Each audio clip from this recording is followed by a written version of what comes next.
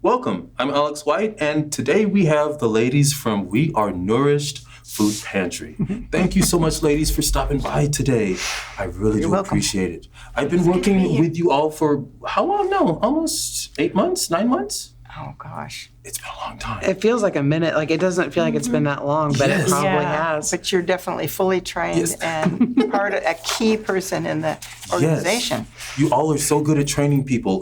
You can learn just immediately. Okay, so tell me, what year did the pantry start and what got you all inspired to do the pantry? Well, we opened it in July of 2019. And the bishop of the Arkansas Conference of the Methodist Church was challenging all congregations to do some kind of feeding ministry and trying to put congregations in touch with their regional food bank. And he called it 200,000 Reasons, which is the number of children in Arkansas who were facing food insecurity. And the time was right. Tara and David and I were just kind of dreaming in a little Sunday school class, and I'd rolled off leadership, and which took a lot of time. So how many of y'all got together, decided to get together and start this? I didn't come in until 2022 when I moved here. Oh, okay. It started with 3 people, Joy and David and Tara. I think putting together, they had a $20 budget? 25. Okay. Wow. And we came up with one complete meal per week for families because that was just all the money that there was. And then eventually, of course, they got grants and, became more involved with the Northwest Arkansas Food Bank and it began to grow. I was still working and said, when I retire, I'll jump in and get involved. So I didn't until about 2 years ago. They were there long before that. I guess during COVID, it kind of slowed down some, but then at the height of COVID, y'all were even handing out the boxes. We were were. about the best you could were. do. And then after Yeah. COVID, I think's when it really got in full swing, didn't it? And because during COVID, we got a UAMS emergency response grant that was enough money for us to order quantities from the food bank that they would deliver. Up to that point, we were driving up there every week, loading my CRV to the roof, just as much food as we could get in there. Anyway, we operated on a shoestring, and it was a group of people that came and did boxes during COVID, and we just opened up the doors and people would look. The part about boxes is the people can't choose what they're getting. Yes. So we allowed them some time to look and see what they were getting, and they would say, no, I can't eat that, and I have enough of that, and they would kind of sort through and customize their box. But So in the beginning days, you made it work with $25. yes, of course, we didn't serve as many people then. Yes. We couldn't. But you build it and people come, I think, when we got a budget and got some money.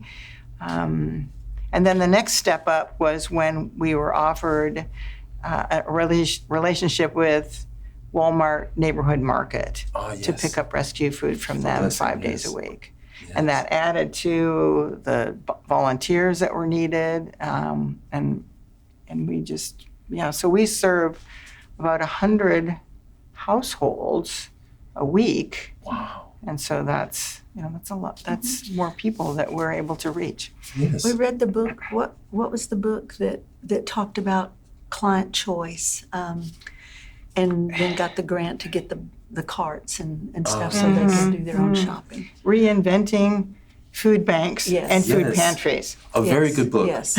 I love that book. Yes. It is good. Yes. So that brings us to the other question about food safety. How do you all make sure that the food is safe for everyone and to give out and pass out to people? We follow the FDA guidelines that were given to us by the Northwest Arkansas Food Bank. And we have to be registered through the city. Like the city comes and does inspections. Yes. And we are an agency of the food bank, so they support us in all those endeavors. And then, of course, the food we get from Walmart I mean, we have, that guideline tells us shelf life of different products and Yes. and some of the things that we get from Walmart. If they're frozen, we keep them frozen until we give them to our clients. Mainly following the guidelines, but following, what we know to be safe too, to be nutritional food that we can give to people. Nothing, we don't give things that are expired. Yes. And that guideline helps us know how long you can keep certain Yeah. things. Yes, and the food Yes. bank has a list of extensions, safe extensions, because it's a use by date or a best by date, and they give us the extension. There's no extension on baby products or Ensure or anything like that. But as long as we keep it in the state that it's supposed to be in, frozen or Yes. So, okay, now changing the subject, tell me about your volunteers. You have the best volunteers. Most of them come from the university, correct? Yes. Some of the most fun students, they're hardworking, they come in, they're so full of energy and they want to get the job done and meet the people and everything. So tell me about your volunteers and how they came to be and that program. Yeah, so it was probably a year and a half ago. What got me started with the food bank volunteering with our pantry is doing the Walmart pickup. And I was like, oh, well, I might as well just start volunteering, kind of thing. Yeah. And Joy came to me and said, how do we get volunteers from the college? And I was like, oh, I can set up this, there's a site called Give Pulse. And students, community members, anybody can go on there and find a plethora of volunteer opportunities. So I worked with the Volunteer Action Center on campus to get our whole page set up and get everything kind of where it needed to be. And then it just kind of runs itself. I check on usually Tuesday or Wednesday of that week and text Joy and Lou and let them know, hey, you're going to have these volunteers for first shift, these volunteers for second shift. And the consistent feedback that we've received from those students is, this was the most fun place. Everybody's fun, everybody's kind, and we have students, we had students for a while there that would repeat, like they would come back, or their friends that were in their same Greek organization or whatever would come with them. And so we just kind of got this whole horde of group. Yes. And, it's harder to find people on second shift. And so when students want to come volunteer, it's just been so fantastic because we get exhausted. It's the compassion fatigue, but it's also just the work. Like Tara and I, we come after we've worked a full day of work. I know you all are so dedicated. We all do appreciate your help so much. Yeah. The whole community appreciates your help. So, there's been a rumor about a closure, and it has a lot of people concerned. And so a lot of people are worried. And so they want to know, will the pantry stay open? Well, we want to put that to rest here today. No, we have no intention of closing. We're going to be there as long as we have community who need food, and we can still partner with Walmart and Northwest Arkansas Food Bank. We're not going anywhere. That's great to hear. Yeah. That's a relief to a lot of people. Yes. Yeah. Yes. Our service won't die. And when we have too much of something, we'll reach out to other food pantries, other services that we know, hey, we know you can use this for your population or whatever. So we don't want to go anywhere. We have far too much invested in this, not just in resources of grants and things like that, but our energy and our efforts. Like, this has become a part of what we do. And, also just like getting the social interaction is a big part for me, because I get to talk with my friends.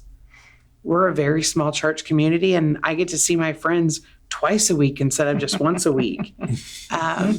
And yeah, there's days that it's really hard. What'd you say? You again? But for the most part, we have a deep care for the work that we do. Wonderful. So what do you see for the future for the pantry? What does that look like to you all? Well, the book that we were talking about has always said that food insecurity is an issue that's been around for 40 years. There's been emergency food pantries. But it needs to be a holistic approach driven by the needs of the community that you're serving. And so as we are in relationship with people and find out what people want, and the neatest example of that is the thrift store, the free swap that we have going on every week. Yes. That was, people coming said, I have clothes that my children have outgrown. Can I bring them and share them? Mm-hmm. And I said, well, yes, we're very busy with the food bank, but with the food, but if that's a great idea, come and do it. And it's just, it's remarkable. And that is a community-driven need, because there's piles every week, and they're gone by the end of the pantry hours. Or just a handful of items. Yeah. It's and it brings people together. They see I won't mention names, but they see certain people come in, and they know that there's going to be some good stuff in that bag, and Something they know someone's looking for. They go, you can't live without this. This looks like you. Uh-huh. And so we hope to, do some more survey information formally, in our conversations. We know there's a lot of diabetes. Would a diabetes support group be appropriate? But if we survey needs and find out and partner with other agencies, UAMS has a mobile medical unit that can come in and do basic health checks. That's a good idea. If that's something that That'd be people are great. interested in, Yeah. we can do that. That's wonderful. We hope to add children's books to the mix in terms of making like a free little pantry for children Yes. in the play area there, and through a grant, buy some books. Yes. And that'll be a book exchange too, but we can be feeding it with some new or used books. And if we get an extra volunteer that's in early childhood development education, maybe they can sit and read or be read to by kids. So Yes. just keeping it going in terms of addressing more than just one problem, addressing this situation in a more holistic manner. Housing is crucial to Yes. the stability of a household. Yes, So it it's is. more than just food. It's the ability to thrive in the community. Yes. Well, and you all getting SNAP benefit trained. Mm-hmm. That was an extra step that you all have taken, that now we can help people get connected with those resources. And the food bank supports that 100%. Okay, so tell me some stories. At the pantry, we've met some really, really great people. Yes. You become endeared to them almost immediately. Tell me some stories about some success stories, some people that have touched you at the pantry. Just anybody that's touched your heart. Oh my goodness. So I know many. everybody, huh? It's hard to pick one because everybody has a story, and everybody's going through something. When you meet them, you can see that they've been through something, but they're there, and they've put a smile on their face, and they're there. It's a beautiful thing. Because it's not easy for people to come to a food pantry. Yeah. I mean, it's an effort, first of all, and it's admission that they need help. And so when they come and share a story, that even makes it more meaningful, I think. Ray's story is so good. Oh, beautiful story. Your interview with him. Yes, thank you for letting me talk with him. Oh my gosh. He has the most inspirational story. How long have you been coming here? It has been about, I would guess 4 months. So, I remember you were telling me, do you feel comfortable talking about your accident? Yes, So, you almost passed away. yes. And Well, I did pass away. They had to bring me back and I was on full life support. oh my goodness. And they had called in all of my family and they all came in from different states because they thought they were going to have to pull the plug eventually because they thought there was no coming back. Oh my goodness. And then they were all actually in the room with me, and I woke up. And That's a miracle. and I had I had to go through some therapy, physical therapy, Yes. because I couldn't walk. Yeah. I couldn't write. How long did it take you to get back together? I want to say it was about 3 months of doing different ones, because there was different kinds of ones, Yes. especially with my hands, Yes. to write Yes. and stuff like that, and to even, I hate to sound, to eat. Like it seemed like I had never done it before. Like these were new things that I didn't. I could look at you and see you eating, and I knew that I knew how to eat, but for some reason, it felt like I was trying to do a different language, or something. Wow. Like it was just very, like. That's why it took quite a while for me to be able to easily function. And even now, still, I have a lot of problems with confusion and stuff like that, and forgetting what happened 5 minutes ago. I have to backtrack and think, and then I'm like, oh yeah, I just did this, I just did that. So it took a couple of years before I really started being able to function properly again, because now I've developed habits of what to do. I have a daily notepad, a weekly notepad. I use the Google, even more than me, but I'm like, I am blessed that I have survived, that I survived, and that I've gotten to function again. And now that I've been at the pantry, I'm eating good, normal foods again. Yes. There was about a year, I was eating 2 of my meals a day were just ramen noodles. And dinner might be a sandwich. So now I'm actually making real food. And I hate to brag or flaunt or seem egotistical, but that's why so quickly I would have to share my pictures with you all, because I was like, look, Thank you this for doing is that. such a blessing. We appreciate that, really, we do. I mean, do you realize how much better that is than a bologna sandwich? Yes. Yes. So much better. Yes. So, let me ask you a question. What do you like about the pantry as opposed to other places? Have you been to other pantries in the town? I have not been to other pantries. This is my first experience. Ah.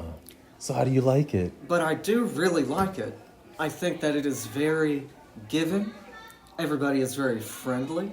Yes. It is very, I hate to sound strange, but it is a blessing, because I used to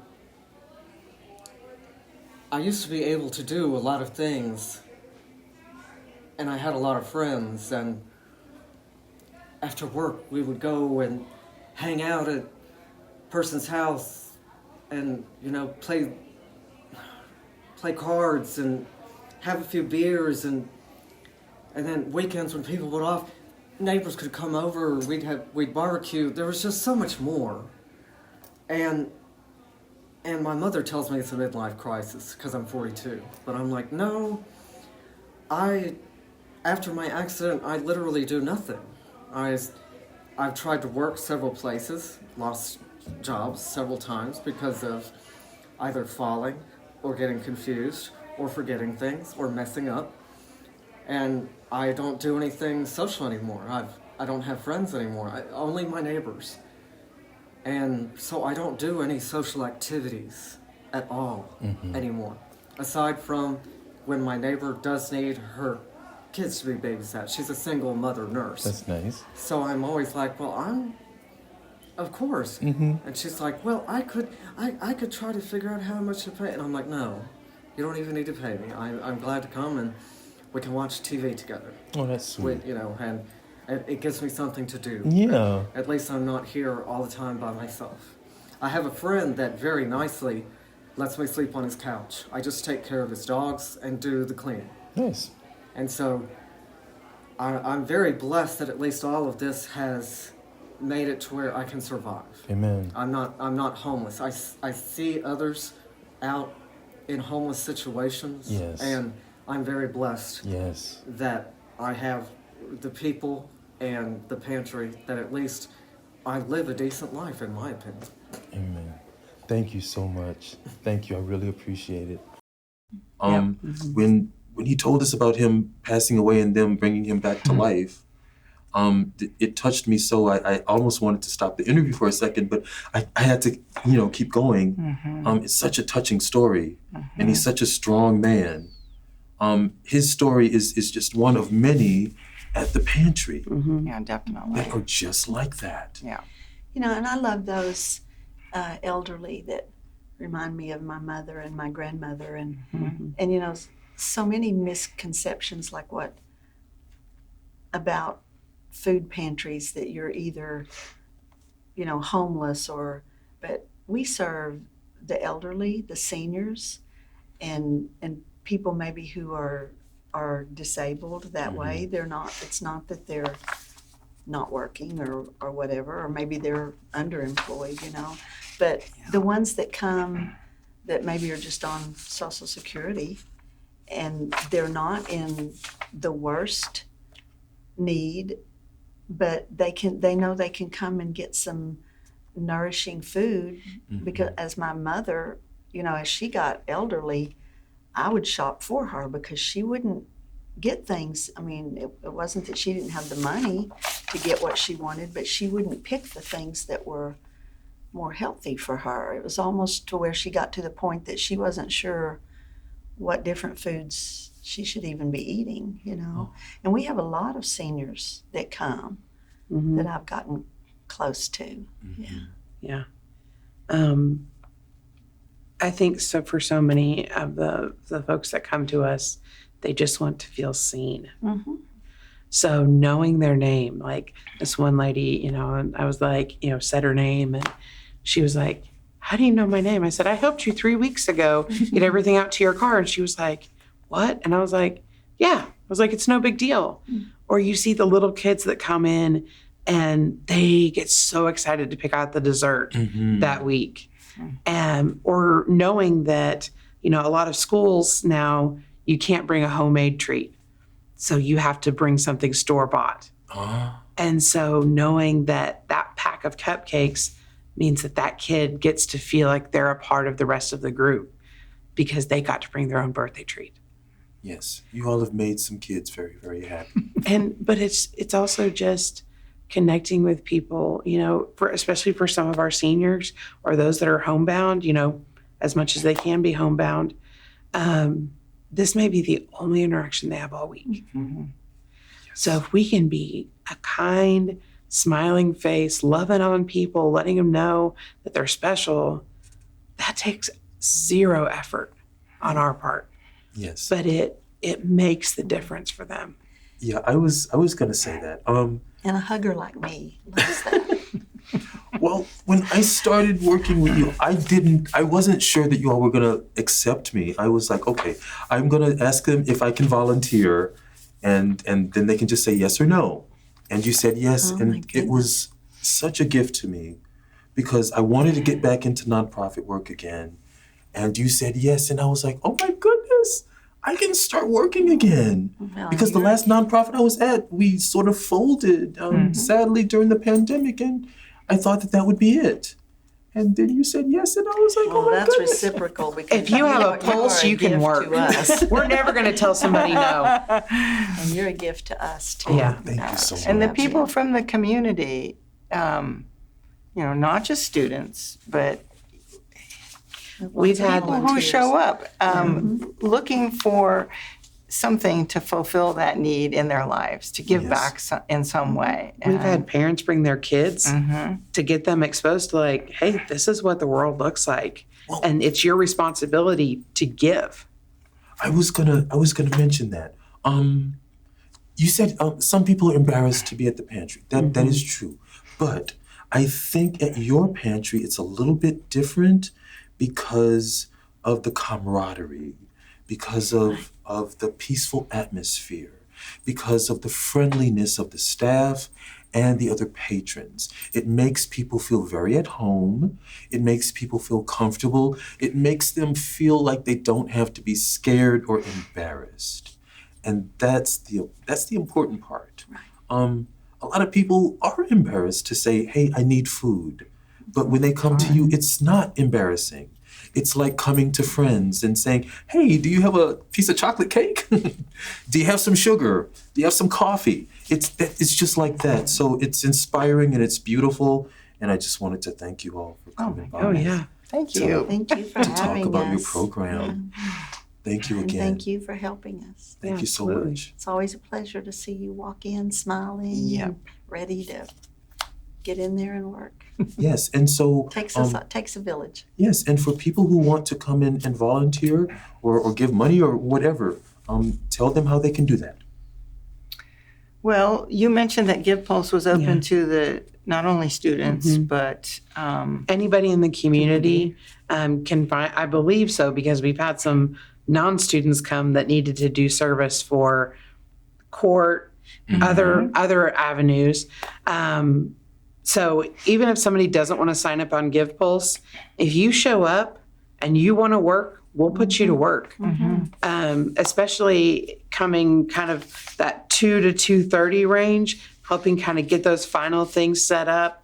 In the winter, we've tried to do coffee, hot chocolate for the kiddos. We do a big cooler of cold water here in the summer. So just kind of like those intangible things.